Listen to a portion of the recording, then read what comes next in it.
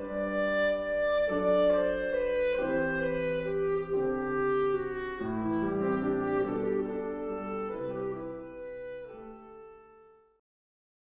that is that nothing I say will be true. I mean, it may be partially true or relatively true, but it won't be absolutely true. And that's just the limitation of words, right? It's all words are a concept about something, right? Like the word tree is, sort of a generalized concept about those things over there, or river, or air, or everything that we can reduce to words is a concept. So talking, thinking, both happens using that particular tool, words, right? So everything that's said, everything that's thought, everything that's believed, every idea, all conceptual, right? So whatever I say or whatever anyone else says, it is at best an attempt to point to something that's real, that's actual. So that's what we'll be doing. So if it's not actually necessary to decide whether you believe something or don't believe something, that's actually not that relevant. The important thing is there anything that is said that raises one's curiosity about, like, I wonder if that's actually true, right? And then it's up to us whether we pursue that or investigate it or willing to look at it. So whatever's said here this weekend isn't an attempt to convince you to believe anything. Hopefully just the opposite. Hopefully just understanding that any belief about something isn't the actuality of it. Right? If we believe something, it means that we don't actually know, but we want to believe. We think that's true. We hope that it's true. We're afraid that it might be true, whatever. But the important thing is to be willing to look directly in our own experience to see if, in my experience, in your experience, is that true, right? So that's a long way of saying that whatever's actually true can't be reduced to words, can't be reduced to a concept. So the best I can do is point in the right direction. Adyashanti used to say that his job was to fail well. So I wanted to just start out, just on the, most conventional sense possible. Let's say we go to a party, and there's some people there that we've never met before, and someone comes up to you and says, "Well, tell me about yourself." And most of us have our elevator speech prepared. We talk about our profession, where we live, our relationships, our interests, our hobbies, where we grew up.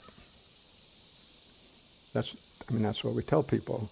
That when they ask, tell me about yourself. So we can see all of those things are, true in a relative sense, but do they really get at the heart of the matter, or are they just sort of socially convenient and acceptable? And that's fine. There's no problem with that. When in Rome, do as the Romans do. When in society, do what the convention is. That's okay. But the only difficulty is if we believe that is the limit to what we actually are. If we take, those kinds of definitions which have a relative truth to them to be what we actually really are. So as we go about our life, it seems like we are looking to fulfill some desire, right? Something to make it, sort of okay, where we can feel good about ourselves, feel good about our, how we're spending our time in this life, sense of fulfillment, enjoyment, completion, right? So there seems to be some commonality to that. The only question is, how do we go about doing it, right? And there's lots of things to pursue. That's what we were told as kids, right? Study hard, do the right things, have the right relationships, get a good job, and then there you go. Everything works out, right? Did it ever work out that smoothly for anyone? Did it all just go according to plan and everything was just smooth as silk and peace and happiness? And I'd suggest if that were true, you wouldn't be here for two reasons. One, what would be the point? And the second is you wouldn't actually exist, so that was the other reason.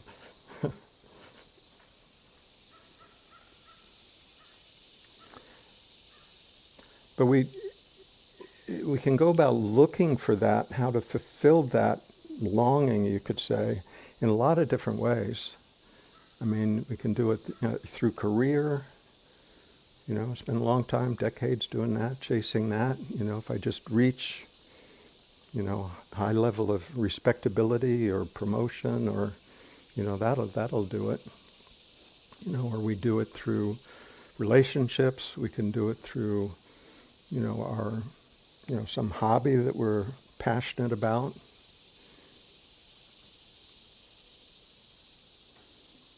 We can do it through, physical pleasures, intoxication. Maybe that'll work. And we could do it through adventure, excitement. We can do it through ideas. If I just piece together the right set of ideas, maybe I'm not quite there yet, but if I get the right concepts, just all in the right constellation, where I can believe them all, that'll prove sufficient, to sort of piece the world together. If I can just hold that set of ideas. The only problem with that one is that the world keeps poking at it in different ways, so it's hard to sort of maintain our equilibrium if we're trying to do it just conceptually.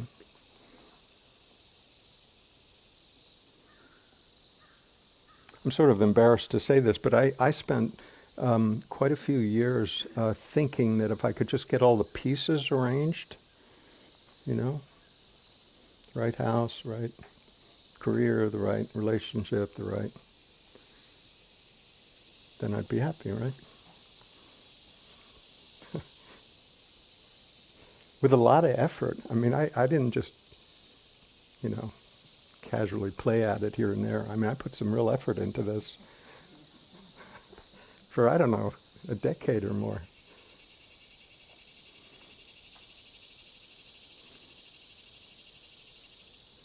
And you can put a lot of pieces together, and it can even be, reasonably satisfying. And you look around, and that's what most people try to do: just hold all the pieces together and make it through. Try to get to the finish line without anything too bad happening.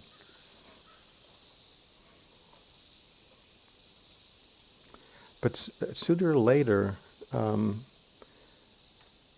life seems to have another agenda, where it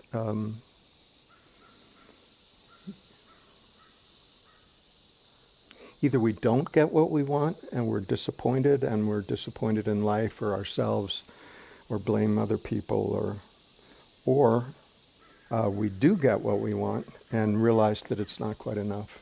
It's not, the payoff that we thought was there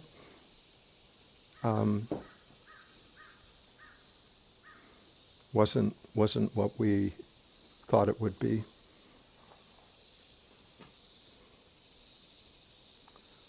But then what we typically do is think, okay, well that didn't work out. That relationship or that career or that place to live or that religion or that ideology or that whatever, that didn't work, but I'm sure there's something else that will. So they're going to go off on another direction. But perhaps what we can notice is that all of those things are looking outward, right? Looking for fulfillment somehow out there, not here, right? But we're presuming that there's something out there that's lacking here, that once I get it out there, then it'll solve the problem here. Does that make sense? So we search and search and search, but it has this sort of outward direction. Maybe the next book, the next teaching, the next life experience, the next relationship, the next degree of wealth, the next, success, the next improvement in my 401k plan, whatever we believe will result in our happiness. The only issue is that we're looking for something out there to fulfill something in here, really. Because it's not really, let's just take, a house. If I just had my dream house, that would make life worth living.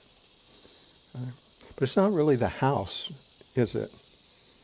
It's how I feel when I'll be in the house. That's really it. I mean, the house is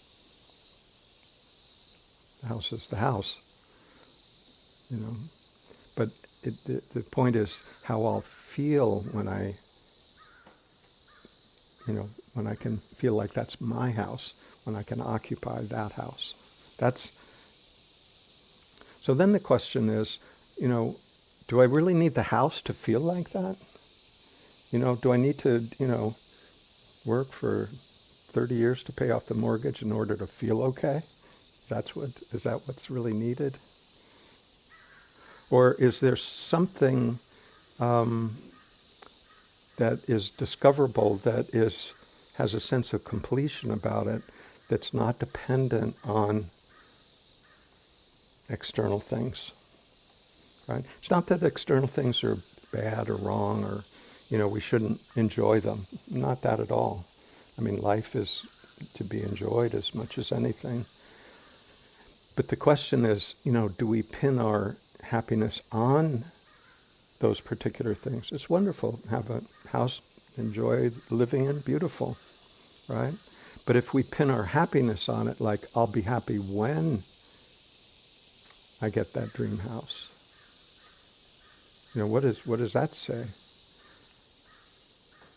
I mean, doesn't it say I'll be unhappy until I get the dream house?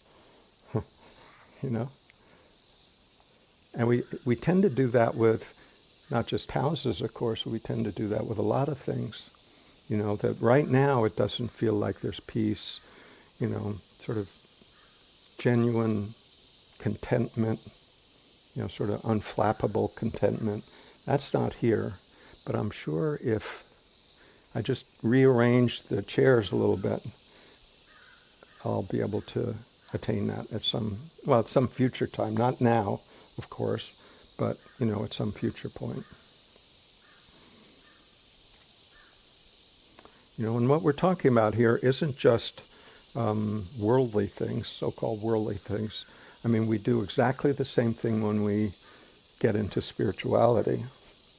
Maybe we got into it because, things out in life didn't quite meet our expectations, but we heard now spirituality, I heard that's the solution.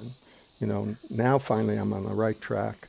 I'm a spiritual person, and now what I want is enlightenment. So we imagine this idea of enlightenment is somehow different than the dream house.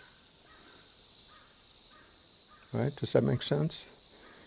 Now, we're not, sort of run-of-the-mill worldly people wanting a dream house. Now we want enlightenment, right? But it's the same movement.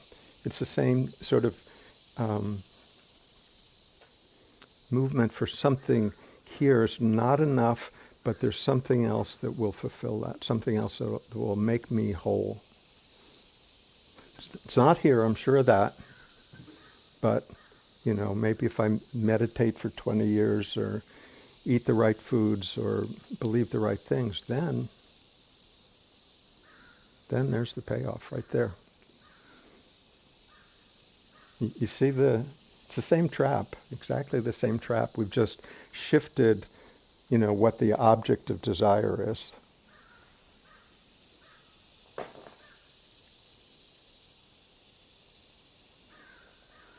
So that we can sense into that movement of somehow what's here right now isn't enough, but I'm sure that sometime in the future, of course, I can, if I work hard and do the right things, then I can have the experience that will resolve everything.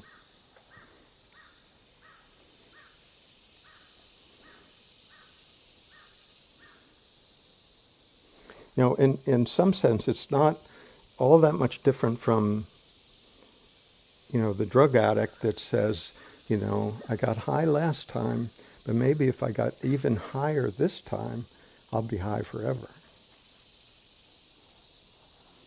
I mean, isn't that what enlightenment is advertised as? High state forever? What's more addictive than that?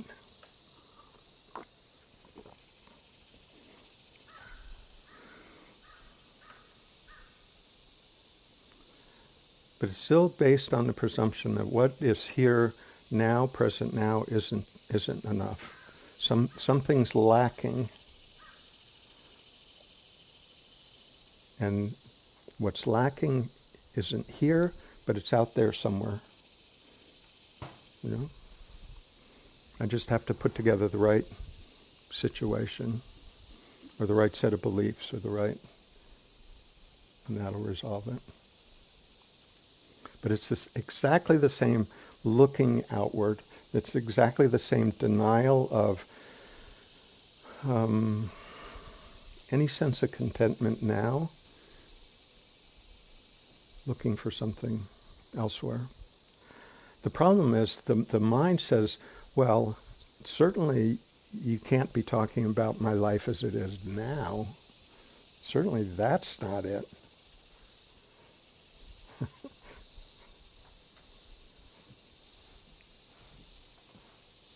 And that's true, right? It's true in what we take our life to be. If we take our life to be sort of the whole package of, what we do, what we think, what our situation is, what our career is, what our family is, what our whole set of circumstances, and that's the entirety of it, it might be really nice, but it won't ever be enough. It won't ever completely satisfy. And that's okay. I mean, it sounds like a grand disappointment in life. But it's actually an essential part in coming to realize what we actually are. That disappointment, that realization that on the outward movement, there is no ultimate resolution. It might be really nice, really pleasant. I mean, that's what most people go for. Just, give me enough pleasant experiences to get me through the day, get me through this next year, and I'm good with that. That's what most people are doing. And then, old age and death and things like that, I'll worry about that later. But in the meantime, just keep me entertained. That's the goal.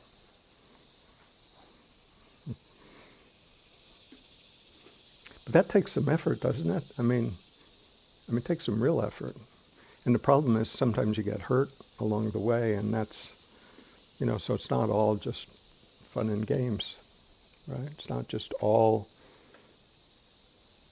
we haven't mastered life to the extent that, we can just maneuver it into how we want it to be, so it's all just pays off, to our benefit. Because you got about 8 billion other people all trying to do the same thing, so there's some competition happening out there. There's only one corner office and 10 people vying for it.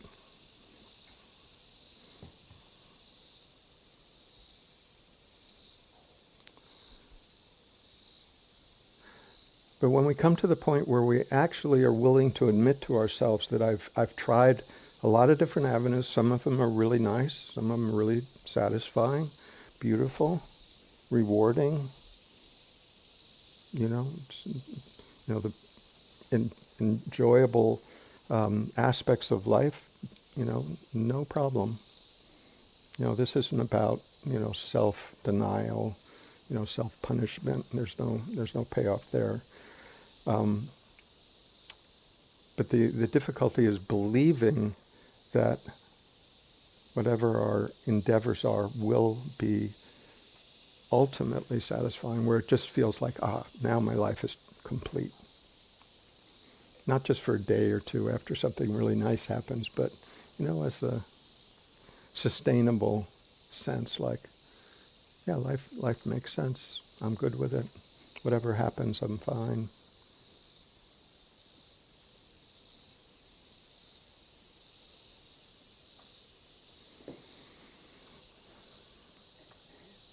So seeing on the level of how we're interacting in the world, as nice as that can be sometimes, and as difficult as it can be sometimes, there's no circumstance, there's no adventure, there's no experience, even spiritual experiences that are so powerful that they just complete everything. There's actually only one thing that does. And the good news is you're already that.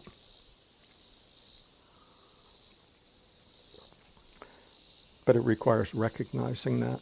It requires being willing to see what we truly are, apart from appearances, apart from all the things that are happening in the vicinity.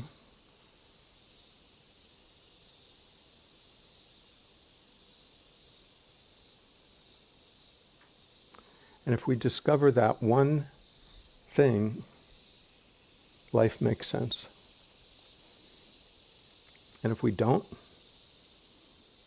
life doesn't make sense.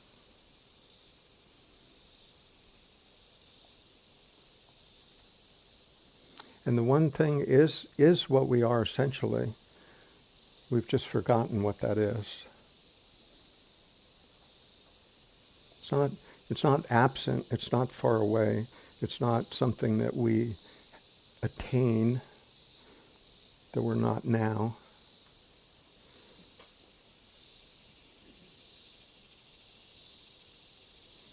It's not that you're, a person now and you've got to become somehow superhuman. It's not that at all. It's just recognizing what we are in essence already. And we pointed to it already this morning. Just this quality of noticing, this quality of awareness. So what we were pointing to this morning is that there's awareness, the ability to, be cognizant of what's happening around. And then there's everything else, right? All millions of forms. In Zen they call it the 10,000 things, trees, rivers, people, ants, caterpillars, floor, ceiling, fans, 10,000 things, everything else. Thoughts, feelings, experiences, childbirth, old age, 10,000 things. And something that is aware of all of that. So the 10,000 things, you might notice, are always changing, right? Trees come and go, bodies age, change, grow up, grow down. Experiences come and go, careers come and go, ideas come and go, cells come and go. Everything's in a constant state of flux. And, sometimes that's presented as a bad thing, oh, life's just impermanent, what's the use? But it's actually the impermanence that allows things to grow, If you said to, tomato seed, be impermanent, no tomatoes, right? If you say to a baby, I just want you to be permanent, always be 1 month old. It's the impermanence that actually gives everything life, right? If everything was just static, where would be the mystery? Where would be the joy? Where would be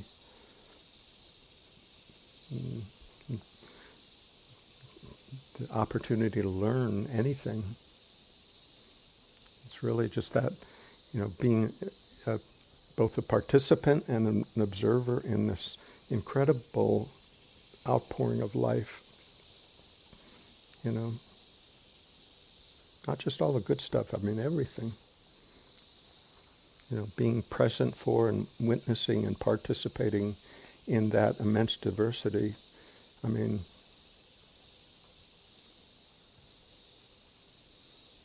you really give that up for permanence?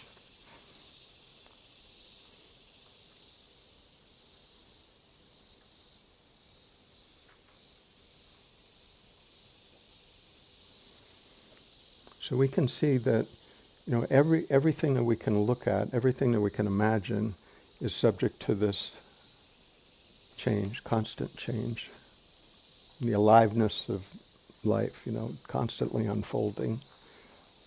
And yet what notices that is not moving.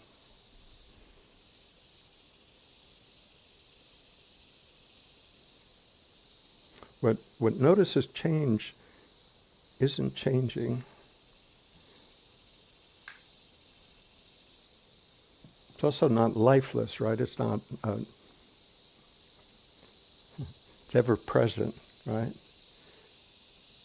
But it's where it's ever present is always in this moment, always fresh, always now, always available to experience whatever's unfolding around us, right? So it's not a dead awareness. It's not an inert awareness. It's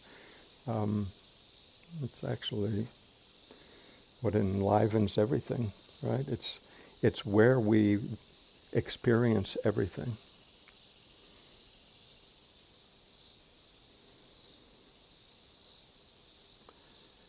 So when we first encounter that, it can feel like, awareness, I get it, I can be aware,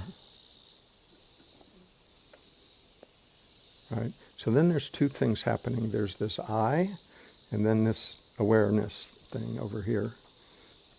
And it can feel like that for a while.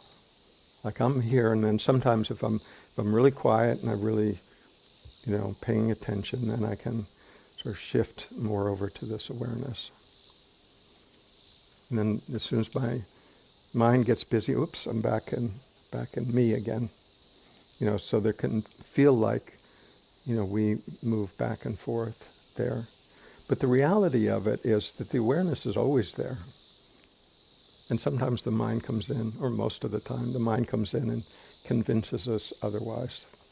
The mind has an idea about itself and says, oh, now I'm back in ego land. I was in awareness, but now I'm back in ego land over here. But what's happening with the awareness itself? Is it not still present for that thought?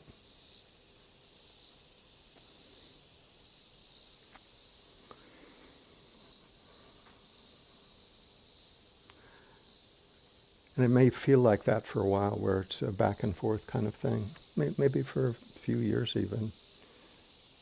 But if we're not trying to hold the pendulum only over here, like where what I want, what I want is, just to be sitting over here in this awareness. I don't want any of that worldly stuff. I just want awareness, right?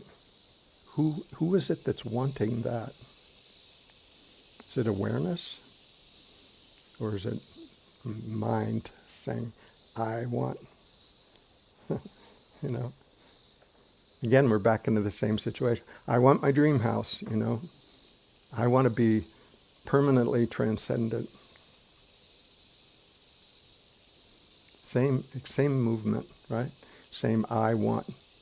So it sort of brings us to this question, well, who is this I that's making a demand on the one thing that is aware of our entire existence? What is this I?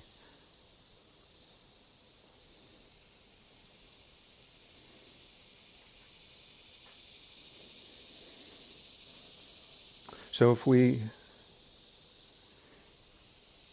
this I, from a personal will, we can't make that sense of I go away, right?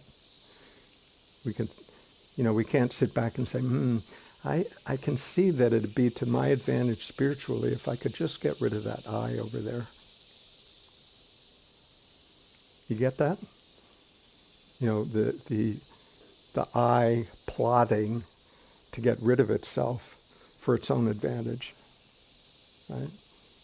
So that personal sense of me can't do that. What we can do is just see that perspective is limited. We tend to believe it. We tend to think, well, certainly there's a me here. It's what it feels like. But my suggestion is that what's actually happened is this awareness that's always been there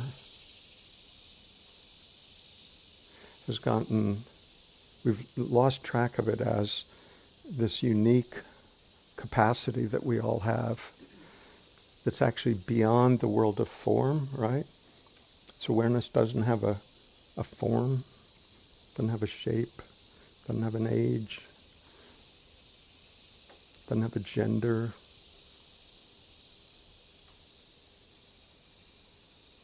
Doesn't change over time. Just as it is, just awareness. Formless.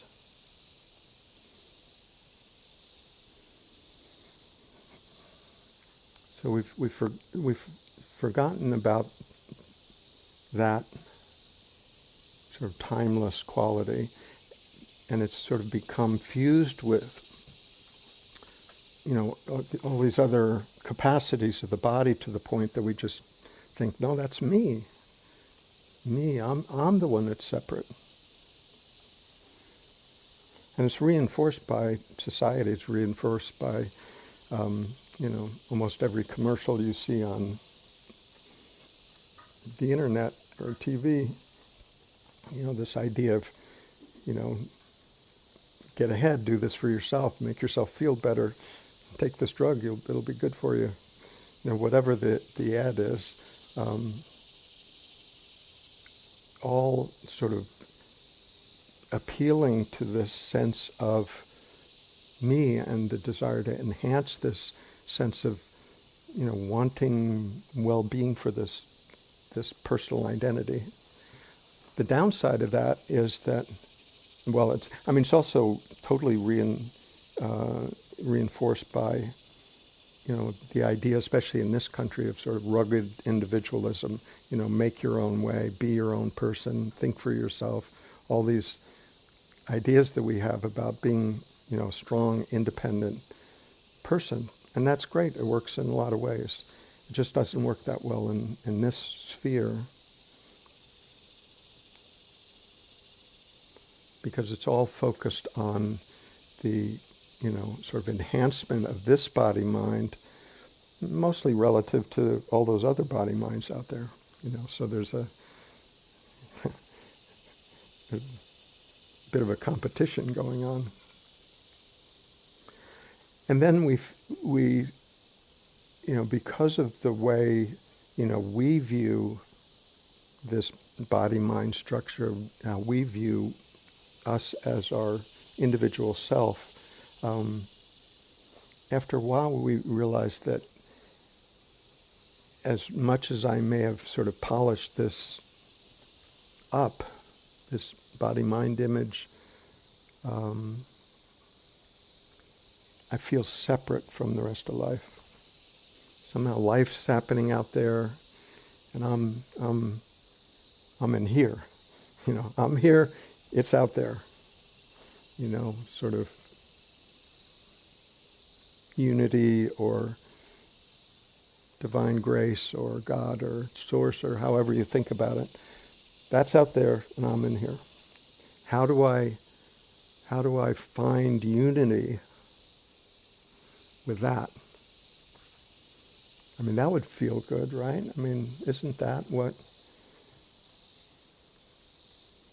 when we really boil it down, isn't that really what we seek? The sense of just at-homeness in life, inside our own skin, with ourselves as is. It's a sense of, finally, I can relax. I don't have to feel like there's something lacking, deficient.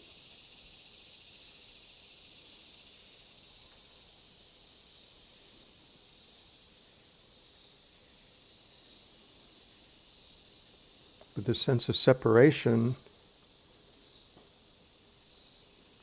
I'd suggest, is composed entirely of the beliefs that we have about ourselves. It's the only thing it's the only thing that could convince us that we're separate. The reality is that we're not. We couldn't be. We're not in some alternative universe. We're not being sustained by, some life support system, something else than, the one life that is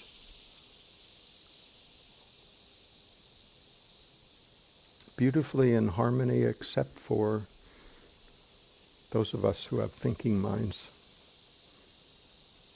humans. Otherwise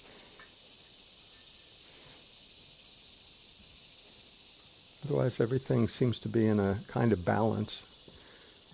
But the human mind has the ability to differentiate, which has allowed it to evolve quite spectacularly. But it's also, that ability also has can cause us to feel separate, to see the differences between ourselves and other people, between ourselves and, what's happening out in nature. And so that can lead to a sense of separation. And then there's the longing, how do I, sort of reunite with existence? But it's the wrong question, right? Because the question starts with the presumption, I am separate. And then so the question is, how can I reunite?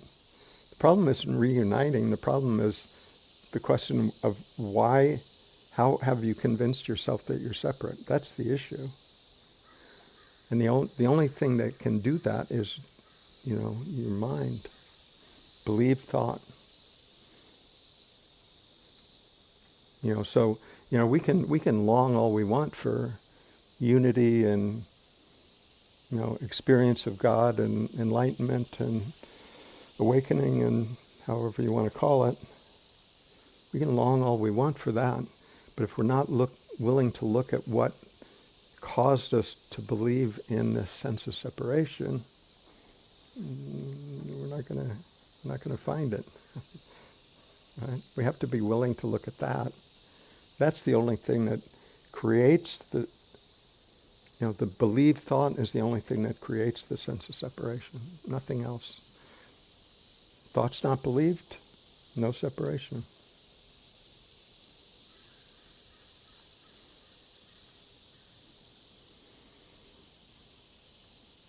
But it's a case of saying, well, okay, well, I'll just not believe my thoughts then.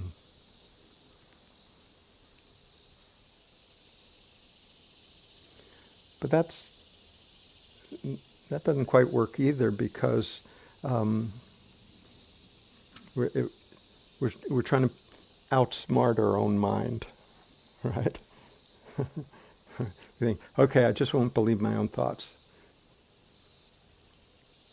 Why? Because I want this really special experience. I'll believe that thought, but not all those other random thoughts. So we've got to give the mind credit that it's quite tricky in this regard. And when we talk about thoughts that are believed, that's what gives them power. We can see if we're willing to meditate, not even very long, that the mind will generate random thought. So that's not under our control. It's not actually a problem. The only issue is whether we believe the thoughts or not. That's what sort of gives them life, gives them power.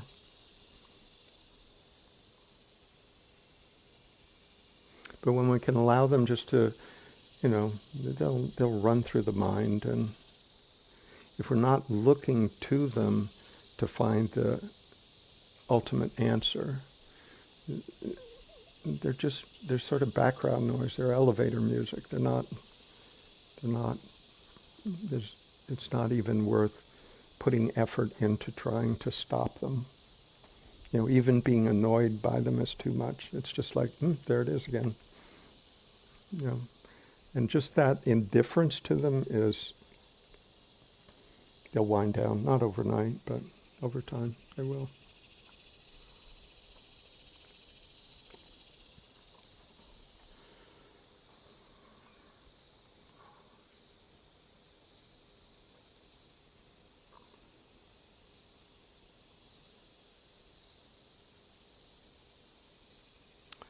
So this process of, coming back to our original nature requires some things. It requires a willingness to be simple. It requires a willingness to stay with one simple thing consistently. And just the very simple exercise that we did this morning, where we just use the body to tune into direct perceptions, is a way to just bypass the thinking mind.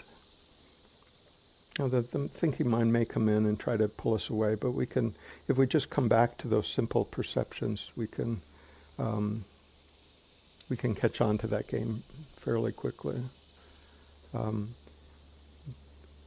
the perceptions allow us to more clearly see what is noticing the perceptions. That's the important thing. And the reason that it's so difficult to do that is because it's so simple. I'm not saying it's easy, I'm saying it's simple. But the mind doesn't like simple, it likes complex.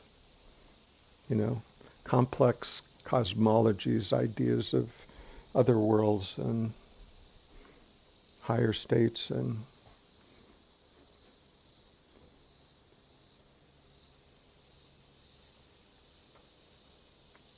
But the real doorway is just staying with one simple thing over a sustained period of time. And it may seem like, no, that can't be it. It can't be that simple.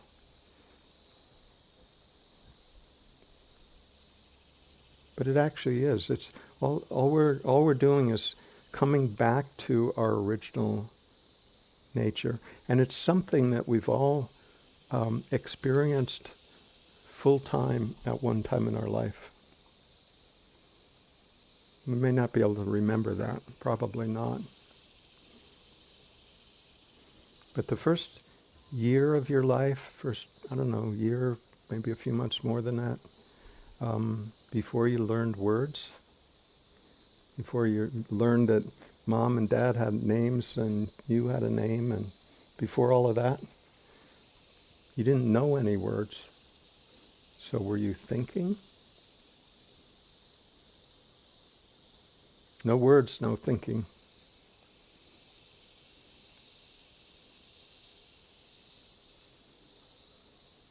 But you were available, right? Fully present, conscious, aware. It's not like your awareness was somehow infantile, or your awareness was just fine. You might not have known what any of it meant.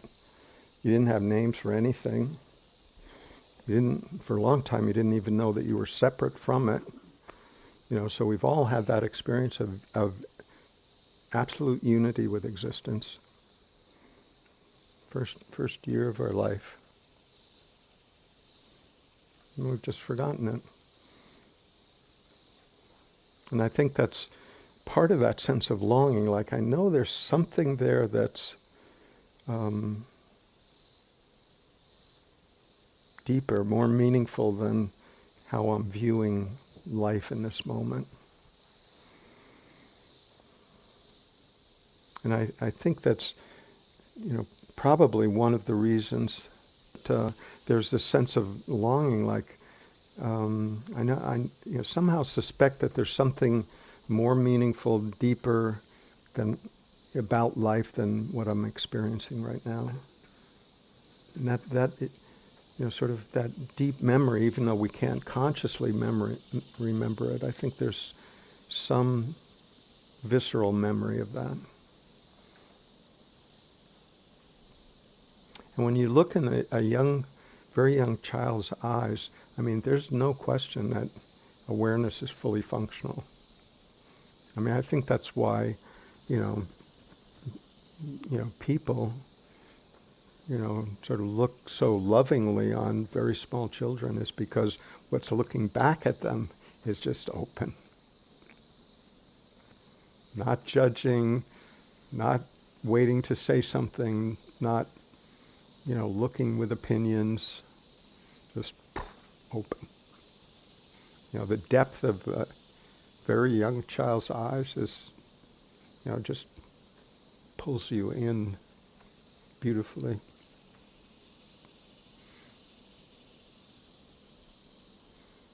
Fully aware, as we all have been ever since then. But we've just accumulated the belief of, no, it's me, it's me, myself, what I want, what I think, what I believe. We've sort of contracted around those set of beliefs about who we believe ourselves to be. And in the meantime, that awareness is still fully functioning. It hasn't gone anywhere at all. We've just taken credit for it personally.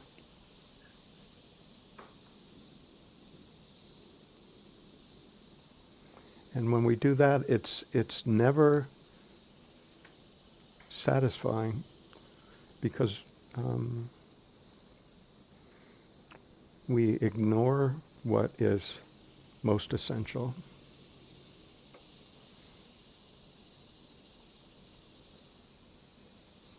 It's not like awareness is offended or runs away because we haven't noticed it, or, runs off in a huff, or not that at all. It's still fully present. It's just present watching us, watches whatever's happening, watches our personal contraction about, who we believe we are, how we're defined by our thoughts and opinions and problems and successes and failures, that kind of contraction.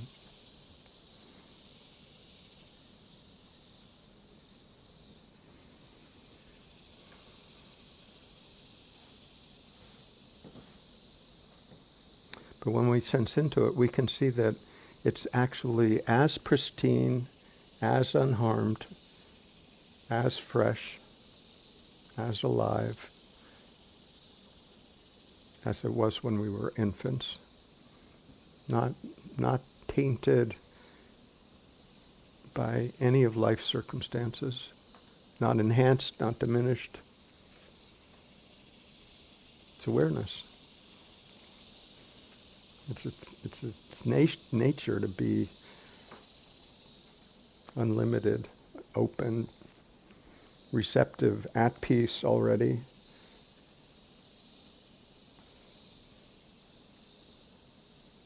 So the journey isn't to become more and more and more peaceful. It's to recognize what's already at peace. No improvement needed. That journey, that idea of, no, I need to improve myself to be worthy of this awakeness, this ultimate resolution, whatever you want to call it. I have to improve my way there.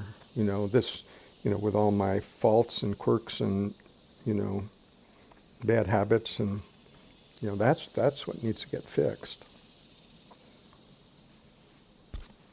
You know that for sure? You know that's how it works? Or is that just the next belief?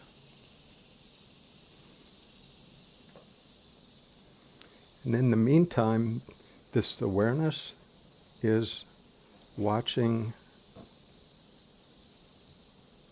the struggle to become worthy.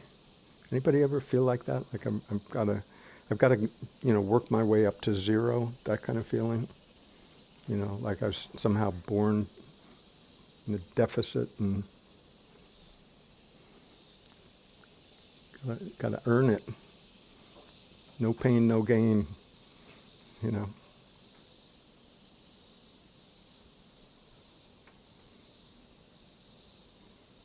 Just the next belief. Believe it, you live it. You believe that's how it works, you get to live it out until you get tired of that game. Because that whole game of, like, I've got to earn it and then there'll be a payoff some point later, is a denial of what's already present. So if it's not present now, where is it? If you're somehow severed from life now, how is that even possible? And if it were possible, how would you get it back? What would you have to do to earn it? What would be, a sufficiently grand achievement that would, solidify your worthiness to the point that enlightenment was assured? What would you have to do?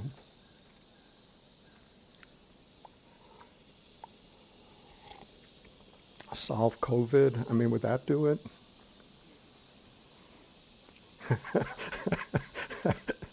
We have a yes vote back here.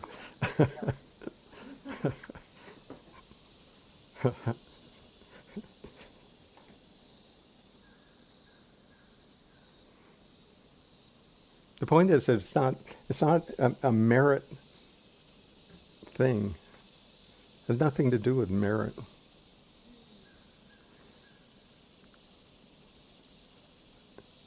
When I first realized that, I was quite shocked, because that's what we were told, right? How to be good, how to not sin, all that kind of stuff. But it's actually not a merit thing. It's not like there's something lacking now, and if I do all the right things, then I'll earn that and be entitled to it. It's just not how it works. It's what we are. So every attempt to improve what we are out of a sense of it's not quite enough as it is a denial of what we are.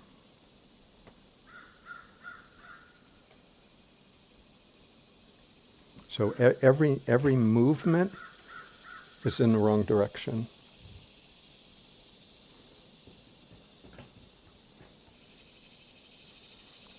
It's really when we're willing to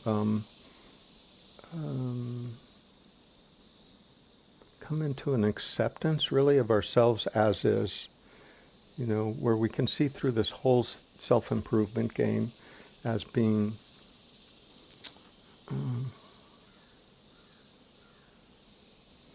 we set the goalposts ourselves, and then we feel that something's lacking until we reach the goalpost, and then when we get close, of course, then we move the goalposts, and we never quite get there. But when we see that's a whole self-imposed game, and are willing just to lay down our weapons of self-destruction, lay down our weapons and say, okay, I give up. If it is what I am, it must be present now. Has to be. Right? So then the game changes. Like instead of what do I have to do, it's like, what am I doing that convinces myself otherwise? Totally different game. What thoughts am I believing that are convincing me that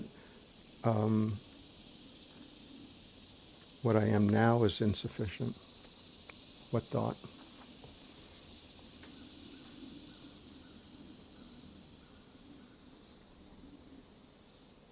So again, to be clear, we can't control what thoughts may run through our heads. A lot of them will be just purely repetitive from usually a much younger age. But what we can do is see that they're not actually true. That's what we can do. See that they're not true. They just dissipate on their own. You don't have to try to make them stop. Just see that they're not true.